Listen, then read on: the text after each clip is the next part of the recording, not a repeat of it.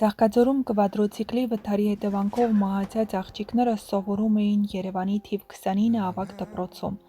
Այդ օրը դասղեկետ էքսկուրսիա էին գնացել։ Նյուս.am-ի տեղեկություններով դասարանի հետ նաև ծնողներ են եղել։ Դեպքը տեղի է ունեցել եկեղեցու մոտակայքում։ 10-րդ դասարանում սովորող 4 աշակերտ որոշել է կվադրոցիկլ նստել, ղեկին ինստրուկտորն է եղել։ Դեպքին ականատես ծնողները սոցցանցերում գրել են, որ ինստրուկտորը գերազանցել է արագությունը, ինչի հետևանքով կվադրոցիկլը կողաշրջվել է, վթարից հետո վարորդը դիմել է փախուստի։ Նշենք, որ ավելի ուշ քննչական կոմիտեն հայտնել էր, որ վարորդը ձերբակալվել է, տեղեկություններ կան, որ նա եղել է ալկոհոլի ազդեցության տակ։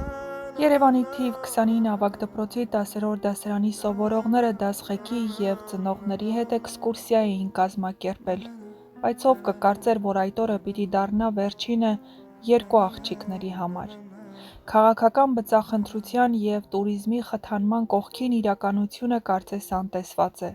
Կվադրոցիկլ մի մեքենա, որը հատկապես Հայաստանում հաճախ մատուցվում է որպես զբոսաշրջային ատրակցիոն, առանց բավարար վերահսկման, անվտանգության կանոնների պահպանման ու մասնագետ վարորդների վստահվածության։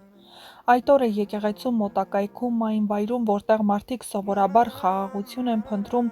տեղի ունեցավ ողբերգություն։ 4 աշակերտ,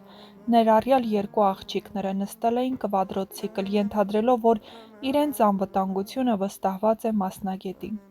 Բայց ականատեսները պնդում են, ինստրուկտորը գերազանցել է արագությունը։ Արդյունքը՝ մեքենայի կողաշրջում, 2 մահ, 2 վիրավոր, իսկ վարորդը փախուստի դիմաց։ Տեղեկությունները հետագայում հաստատեց նաև քննչական կոմիտեն, վարորդը ձերբակալված է կասկած ալկոհոլի ազդեցության տակ գտնվելու վերաբերյալ։ Այս ողբերգությունը բազմաթիվ հարցեր է բարձրացնում։ Ով է վերահսկում զբոսաշրջային գոտիներում գործող տեխնիկական միջոցները։ Կվադրոցիկլ վարելու իրավունք ունեցող անձինք կարող են փաստել իրենց փորձառությունն ու սթափությունը։ Գործում է արդյոք օրինական հսկողություն։ Ինչու է պետությունը թույլ տալիս, որ անմեղ երեխաները դառնան անպատասխանատու վարորդների զոհը։ Սա առաջին դեպքը չէ։ Եվ ամեն անգամ մի նոր ողբերգություն, մի նոր ցավ։ Անմեղ էին այս աղջիկները, երեխաներ, ովքեր պարզապես մասնակցում էին դպրոցական էքսկուրսիայի, ինչպիսին եղել ենք բոլորս։ Նրանք պետք է դեռ ապագա կառուցեին, ուսանեին, սիրահարվեին, ընտանիք կազմեին, բայց այդ ամենն ավարտվեց մեկ ակնթարթում։ Եվ այսօր ցասում ցավ ու արդարության պահանջ է մնում։ Պետք չէ մեղավորներ փնտրել սոցցանցերում չճշտված տեղեկություններով, պետք է պահանջել համակարգային պատասխանատվություն։ Ի վերջո, երկրի ապագան այս երեխաներն են, ու երբ նրանց ճակատագրերը կիսատ են մնում մեր անտարբերության հետևանքով, այդ ապագան էլ է վտանգվում։ Թող հիշողությունը նրանց ապրեցնի մեր սրտերում, իսկ արդարությունը վերականգնի վստահությունը։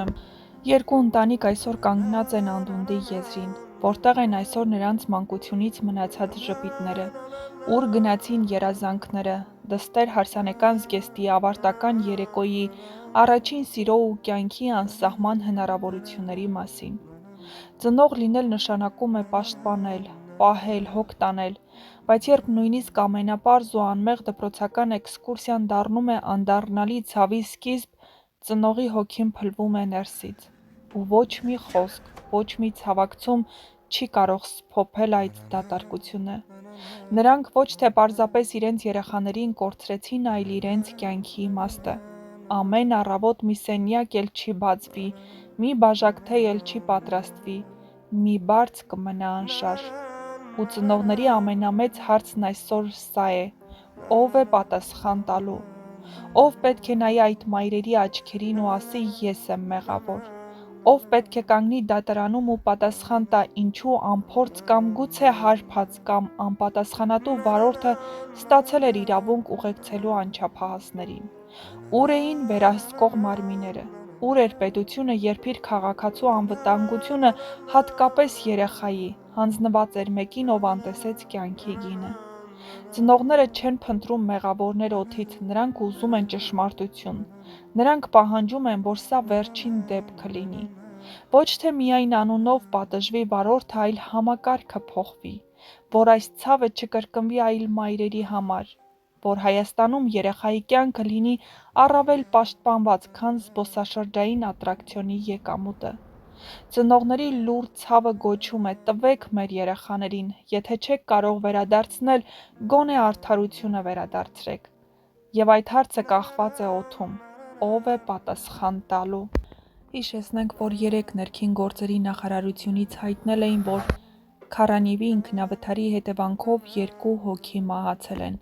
Մայիսի 24-ին ժամը 11:30-ի սահմաններում Ծաղկաձորում տեղի է ունեցել Քարանիվի ինքնավթար։ 4 ուղևորները տեղափոխվել են հիվանդանոց, նրանցից 2-ը 2009 թվականին ծնված աղջիկներ մահացել են։